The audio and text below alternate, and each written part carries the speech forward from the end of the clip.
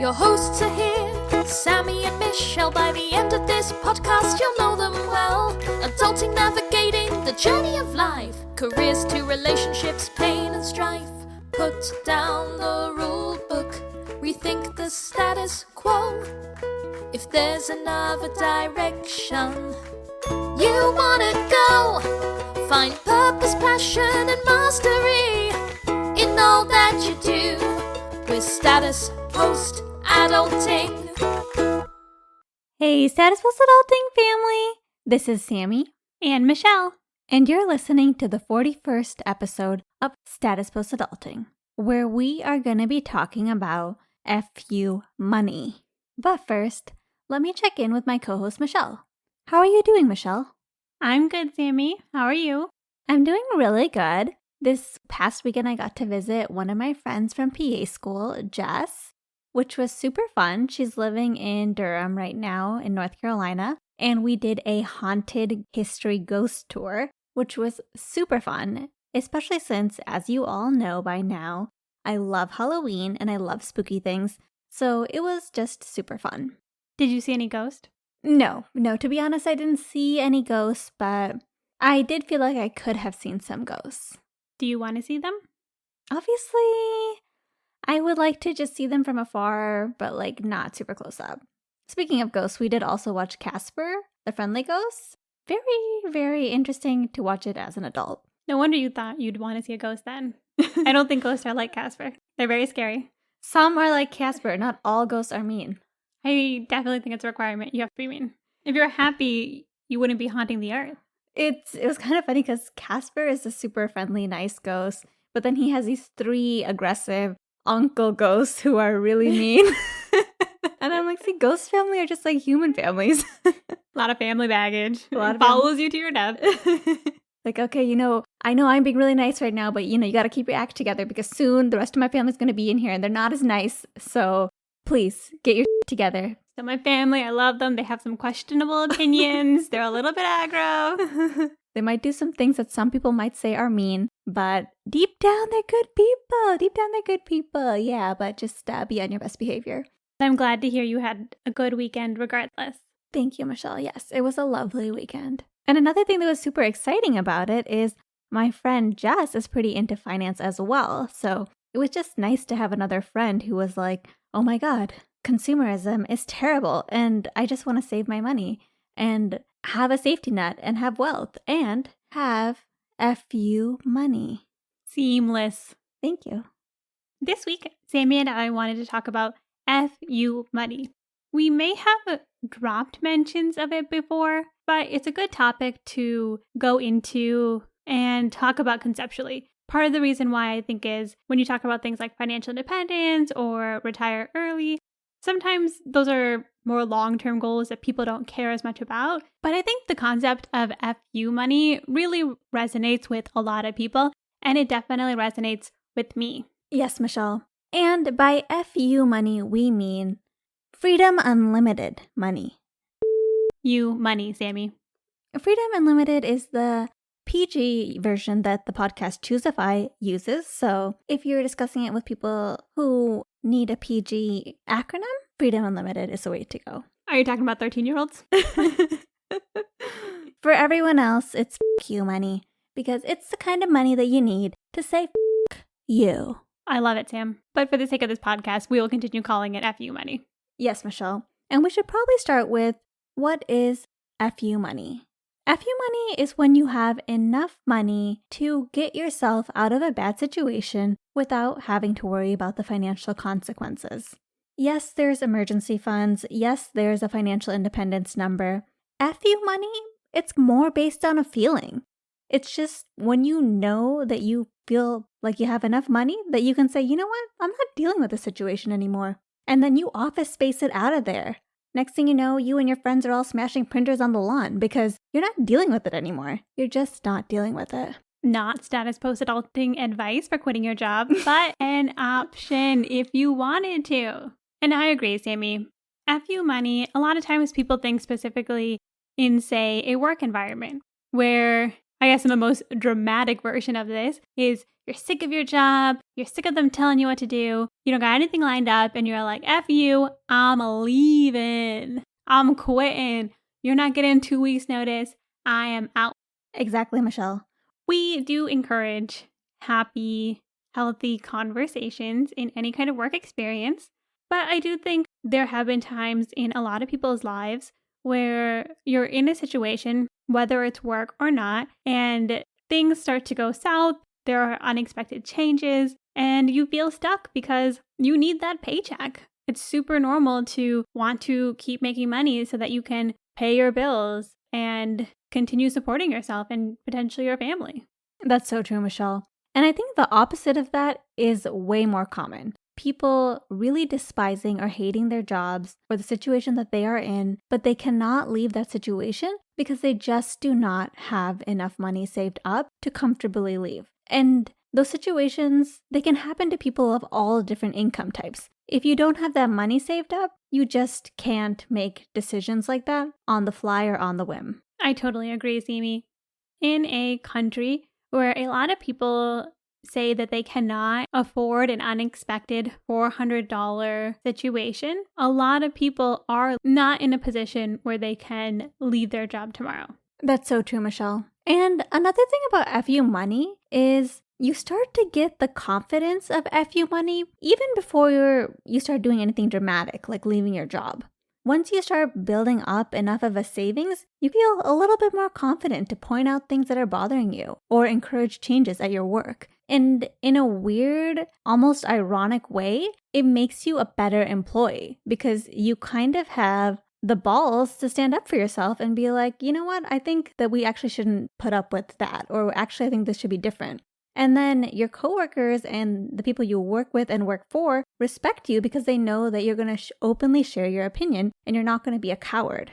Absolutely, Sammie. One reason we wanted to talk about FU money was less about coming from a place of anger. Yes, I'm sure there's plenty of situations out there where people want to throw the match to the office and call it a day. But what I really appreciate about the concept of FU money and having a little bit of money to support yourself in case something goes wrong is actually being able to be more confident in your job, take more risks, and be able to say like, hey, I'm going to stick this out. I'm going to challenge my coworkers in a healthy way, and I'm not going to be weighed down with the fear of losing my job because I know I have the capacity to lose my job and still be okay. It doesn't have to be so negative, like I hate my job and I want to march out of here. Exactly, Michelle.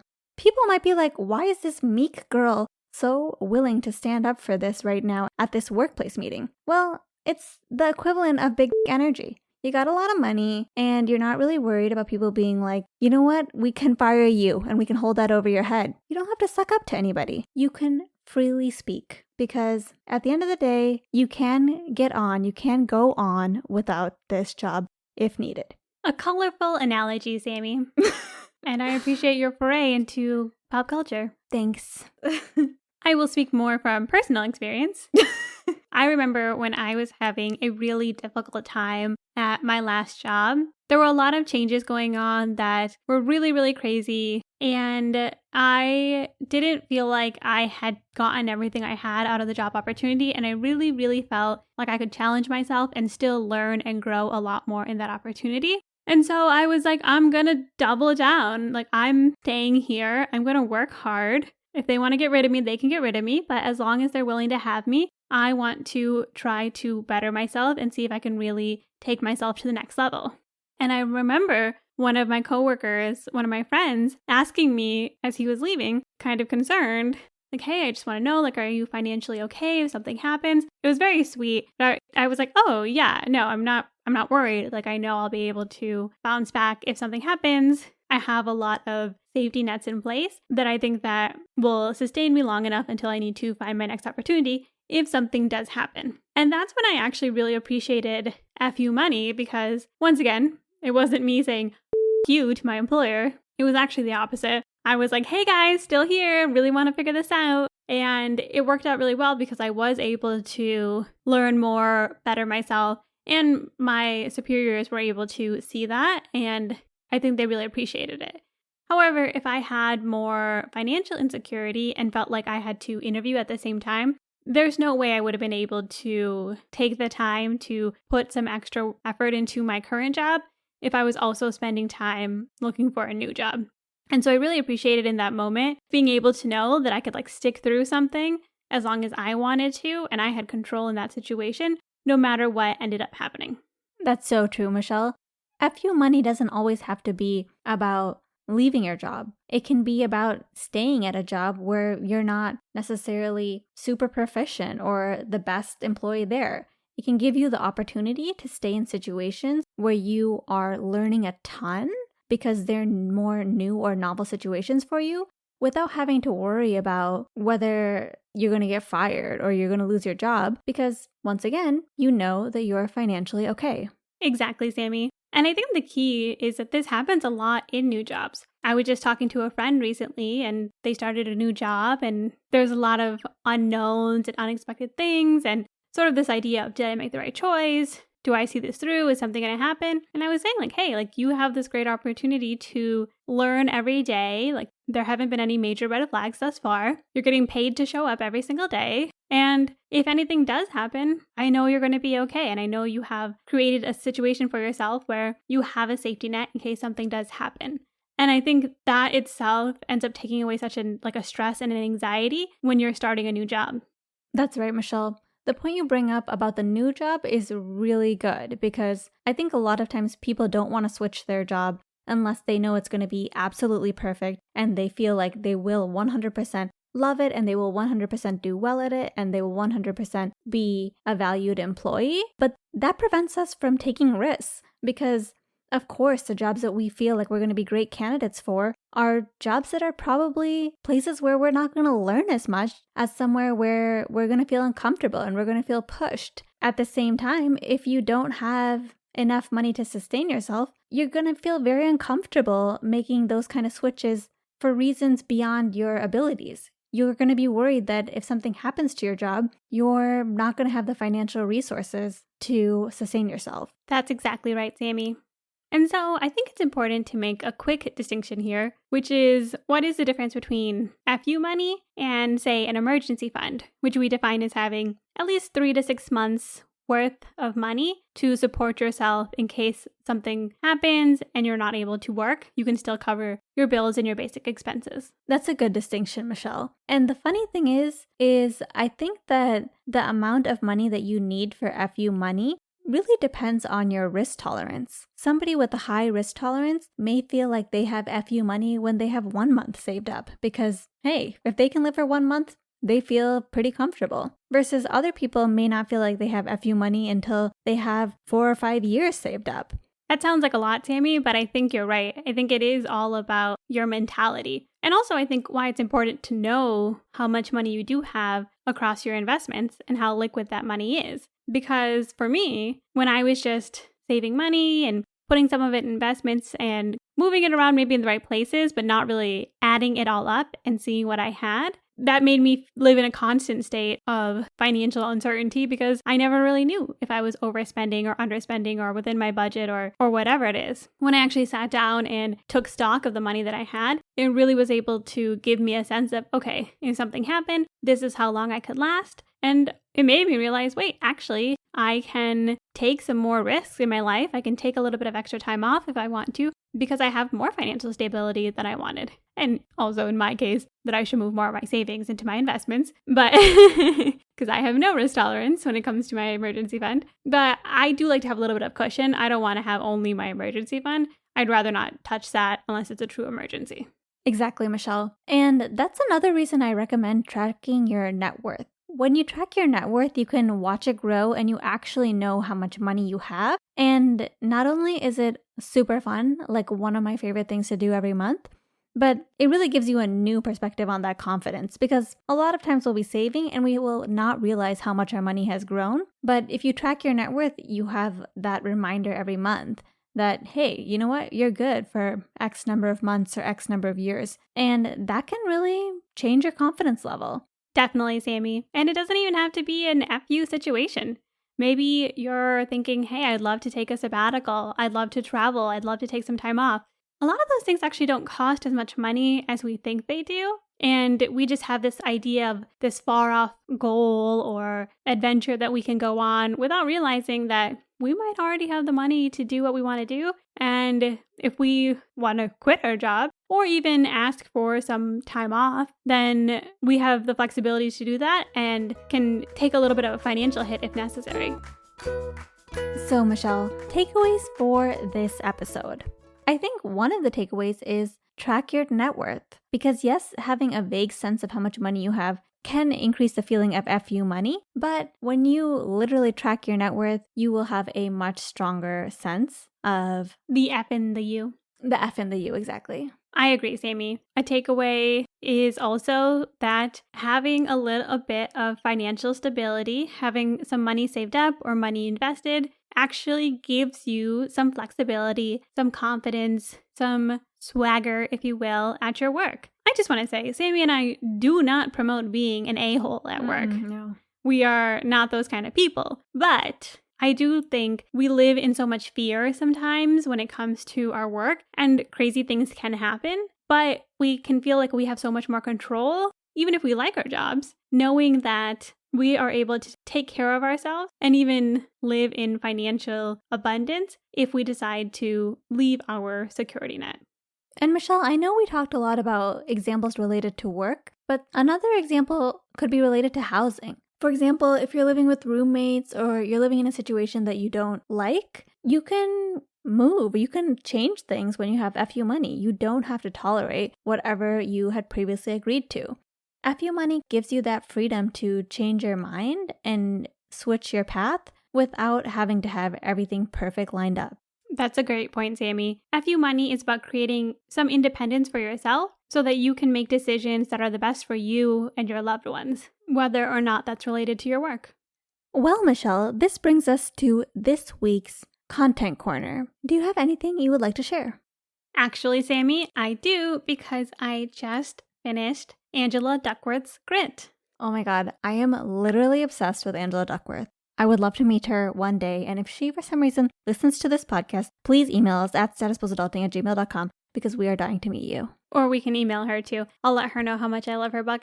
It's true, Sammie and I love Angela Duckworth. We actually listen to No Stupid Questions, her podcast, all the time. And we listen to so many of her interviews and things like that, that I was like, oh, I know what Grit is conceptually. I've heard about it, but I've never actually picked up the book. And so I listened to the audiobook these past couple weeks, and I enjoyed it so much. I highly recommend the book if you're just looking for a reason to get a little bit of motivation, find a way to dig deep within yourself and really reach for your goals. Like, I felt so motivated after reading the book. Every chapter is so great. She reads it and her voice is just so fun, so calming. I love her so much. Highly recommend Grit. It was such a good book, beginning to end. And she talks a lot about raising gritty kids too. I don't have kids, but those chapters were interesting, and I imagine they're interesting if you're raising children. If you don't want to start with the whole book and you're not familiar with Angela Duckworth, I would recommend her podcast, her interview with Brene Brown, which we'll link in our show notes, or No Stupid Questions, which is a podcast that Sammie and I love, where her and Stephen Dubner of Freakonomics go and answer any questions that people have. Yeah, Michelle, that podcast is so great because it's intellectually stimulating and they are also so funny. It's one of the only podcasts that gets me LOLing every single time. I just love them both so much. That's not true, Sammie. I hear you LOLing all the time. Michelle is always hearing me with my headphones on, LOLing while she's trying to sleep, so sorry. I'm like, what's so funny? She's like, oh, nothing, you know. Just be too hard to explain at that point. It's like someone having an inside joke when nobody else is in the room with you. That being said, feel free to shoot us any recommendations that you have. We love books, we love podcasts, we love learning. Send us a message, DM us at statusposadulting on Instagram. You can email us, statusposadulting@gmail.com. We're even on TikTok, if you really feel like doing that, at statusposadulting. But most importantly, be sure to join us next time as we put down the rulebook and rethink the status quo.